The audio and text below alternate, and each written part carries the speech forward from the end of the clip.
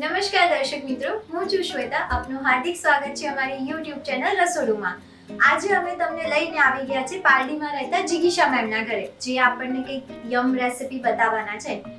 જીગીશા ma'am, તો અમારા દર્શક મિત્રોને તમે આજે કઈ રેસિપી બતાવવાના છો? આજે આપણે કચ્ચા મેંગો બાઈટ મોજીતો બનાવવાના છે. ઓકે, શરૂ કરીએ? ચોક્કસ. ઓકે.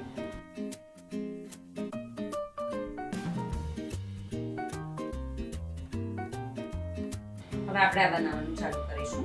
સૌ પહેલા આપણે આ ફુદીનાના પાન છે લઈશું. ફુદીનાના પાન તમે તમારી ઈચ્છા મુજબ લઈ શકો છો. મેં અત્યારે ઓછા લીધા છે, તમે ઈચ્છો તો વધારે લઈ શકો છો. આ લીંબુની સ્લાઈસ છે, બિયા કાઢીને લઈ લીધી છે. હવે એને આપણે સરસ રીતે છૂંદી લઈશું. એટલે આપણે આને અડધું રાખવાનું છે એવી રીતે? હા, બસ ખાલી એનો એક અરોમા એની બેસવી જોઈએ આપણા ડ્રિંકમાં, એટલું જ એને કરવાનું છે. તમે જોઈ શકો છો આ સરસ એકદમ ક્રશ થઈ ગયું છે. આને કારણે શું થશે, લીંબુનો રસ અને ફુદીનાની સ્મેલ, એ બે વસ્તુ ડ્રિંકમાં બહુ જ સરસ લાગે છે. અને ફુદીનો તો એમ પણ શરીર માટે હેલ્ધી જ હોય છે. બહુ સરસ હોય, પેટ માટે બધા માટે ફુદીનો ખૂબ ગુણકારી હોય છે. હવે તો ફુદીનો પણ એવું છે ને કે લોકો છાશમાં પણ નાખવા મળ્યા છે. સાચી વાત છે. આપણે જે કચ્ચા આમ લીધી હતી એનો મેં આ ભૂકો કરીને તૈયાર રાખ્યો છે. અને તમે ગ્રાઇન્ડરમાં, મિક્સરમાં તમારી રીતે અથવા તો તમે ખાણીમાં બી કરી શકો. ઓકે, જે આપણે પહેલેથી જ રેડી રાખ્યું છે. હવે આપણે પ્રોસેસ આગળ વધારીએ. આઈસ ક્યુબ્સ છે,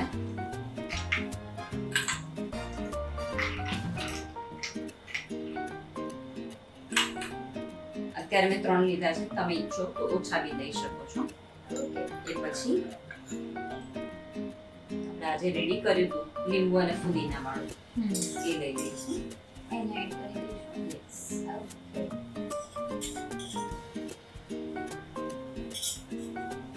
અને હવે આજે કચ્ચા આમનો આપણે પાવડર બનાવ્યો હતો એ લઈ લઈશું. ભેજના કારણે આવું થઈ જાય છે.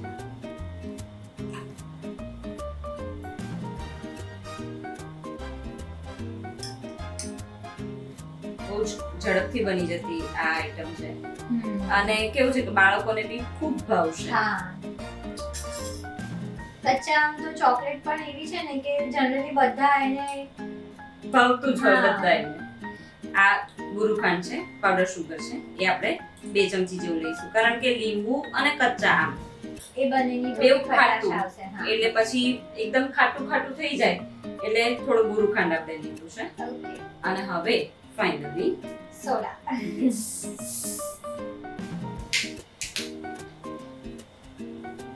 બહુ ધીમે ધીમે એડ કરવાનું છે અને તમે આને બદલે એરેટેડ વોટર બી યુઝ કરી શકો છો. સાદી સોડા પણ વપરાય, જરૂરી નથી કે સ્પ્રાઇટ જ વાપરવું. એટલે સોડા છે, લીંબુ છે અને ફુદીનો છે. યસ, એટલે ડાયજેસ્ટ તો એમ પણ સરસ થઈ જવાનું. ખાડા પછી જો આ પીધું છે તો યસ.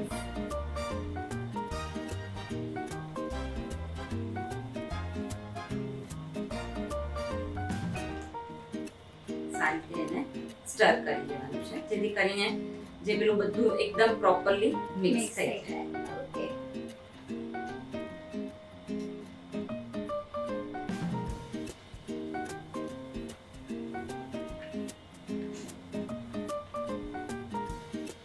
એટલું સહેલું છે ને કે બાળકોને પણ તમે બનાવવા કહેશો તો એ લોકોને બી મજા આવશે.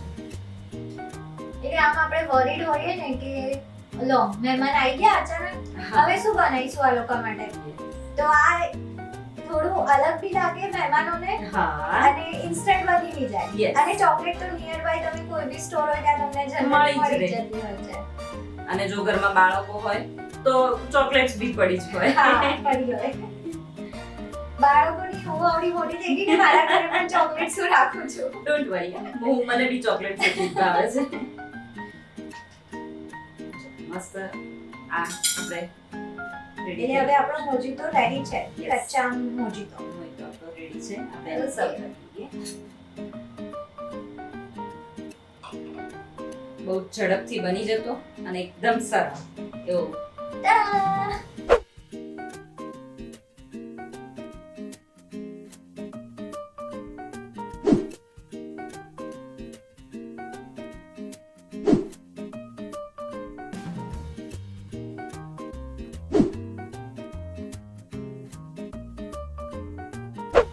બીજી મેમ આપણે જે રેસીપી છે એ કઈ જોવાના છીએ? હવે આપણે આ બીજી જે જોવા જઈ રહ્યા છીએ એ બહુ ઝડપથી બની જતી અને મેક્સિકન આઈટમ છે. ઓકે પેર સાલ્સા છે. પેર સાલ્સા. યસ, ઓકે તમે પેર એમનેમ ઓલવેઝ હા. ખાધા હશે હા પણ મેં તો હંમેશા એવી રીતે જ ખાધા છે. આ કંઈક અલગ બકરો રીતે. મારીને. આ કંઈક અલગ રીતે છે અને મેક્સિકન ડીશ છે એટલે આપણે એને નાચોસ અને પેલું ટાકોસ સાથે સર્વ કરીએ છીએ. એટલે એક ફ્રૂટ નું પણ આપણે મેક્સિકન ડીશ બનાવી શકીએ છીએ. યસ, વાવ, આઈ એમ સો એક્સાઇટેડ. ચલો શરૂ કરીએ. Yes, do. પેર સાલ્સા આપણે બનાવવી ચાલુ કરીએ એ પહેલા તને બધા ઇન્ગ્રેડિયન્ટ બતાવી દઉં. સૌથી પહેલા તો આપણે પેર લીધા છે, લગભગ એક મીડિયમ સાઇઝનું પેર લીધું છે. રાઈટ, આવા છે અનિયન, એ લગભગ 2 ટીસ્પૂન જેટલા છે. ટોમેટો 2 ટીસ્પૂન છે.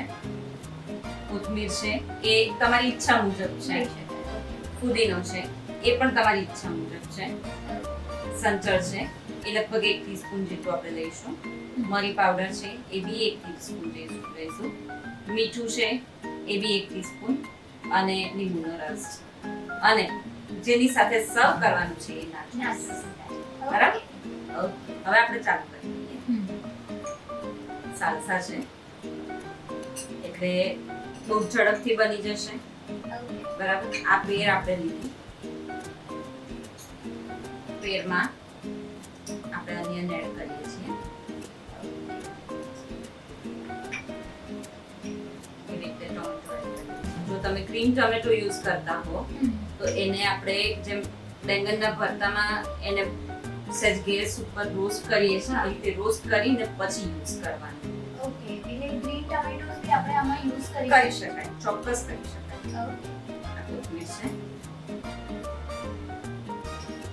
એકચ્યુઅલી પેર જે છે ને એ એનામાં સોડિયમ ખૂબ હોય છે ઓકે અને એવું કહેવાય છે, અત્યારના રિસર્ચ પ્રમાણે એવું કહેવાઈ રહ્યું છે કે એન્ટી કેન્સર છે. અચ્છા. આ ફુદીનો છે એ લઈશું આપણે. બરાબર, હવે આપણે લઈશું લીંબુનો રસ.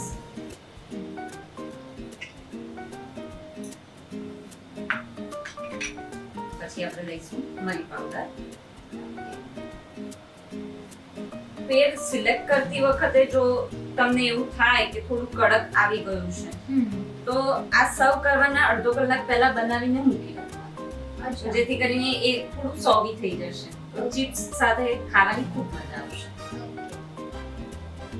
મીઠું છે એ આપણે આપણા સ્વાદ પ્રમાણે લઈશું અને આ સંચળ છે. That's all. Bus just mix mix mix. એટલે હવે આપણે એને મિક્સ જ કરવાનું છે. Yes. That's it. That's it. Okay. મેં એટલે જ કહ્યું ને ખૂબ ઝડપથી બની જતું. અને પેર શું છે, બાળકો ઘણી વખત બહુ ઓછું મળતું હોય એટલે ઓછું ખાતા હોય ને એવું હોય છે. જ્યારે આ રીતે તમે આપશો ને તો એ લોકોને ચોક્કસથી ભાવશે. અને એમાંય નાચોસ જોડે જો આપશો હા. તો હશે ખાઈ લેશે. એટલે દર્શક મિત્રો, મહેમાન આવે અને તમને ટેન્શન થતું હોય કે શું ખવડાવવાનું ને શું પીવડાવવાનું, તો એક તો તમે કચ્ચા મોજીતો બનાવી દો, કચ્ચા આમ વાળો, અને એક આ પેરનું સાલ્સા બનાવી દો. એટલે મહેમાન પણ ખુશ ને તમે પણ ખુશ. તમારે બહુ મહેનત કરવાની જરૂર પણ નથી. યસ, એકદમ સાચું. જો હવે આપણું આ રેડી છે, આપણે એને સર્વ કરી દઈએ. ઓકે. હવે આપણે આ પેર સાલ્સા રેડી છે. હવે આપણે એને દાળથી ગાર્નિશ કરી દઈશું.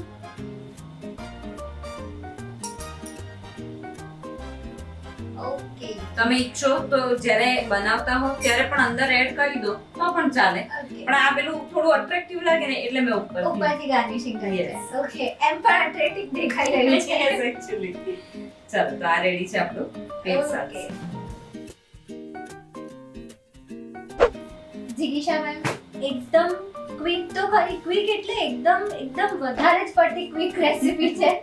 અને જેમ મેં આગળ કીધું એમ મહેમાન આવે ને એટલે હવે મારું ટેન્શન તો પૂરું કે ભાઈ મારે હવે મહેમાનને શું ખવડાવવાનું. તમારું ટેન્શન બી પૂરું થયું ને. તો આ રેસીપી માટે અમારા YouTube ચેનલ તરફથી તમને આ નાનકડી ભેટ. Thank you. વેલકમ. તમને બી થેન્ક યુ મને આ ચાન્સ આપ્યો. અરે મોસ્ટ વેલકમ મેમ. તમારી પાસે પણ જો દર્શક મિત્રો આવી કોઈ રેસીપી હોય તો અમને કોન્ટેક્ટ કરીને જણાવજો. અમારો કોન્ટેક્ટ નંબર ડિસ્ક્રિપ્શનમાં આપેલો છે. અને અમારી ચેનલને જો હજી સુધી સબસ્ક્રાઇબ ના કરી હોય તો સબસ્ક્રાઇબ કરી દેજો જેથી તમને આવી અવનવી વાનગીઓ જોવા મળશે. નમસ્કાર.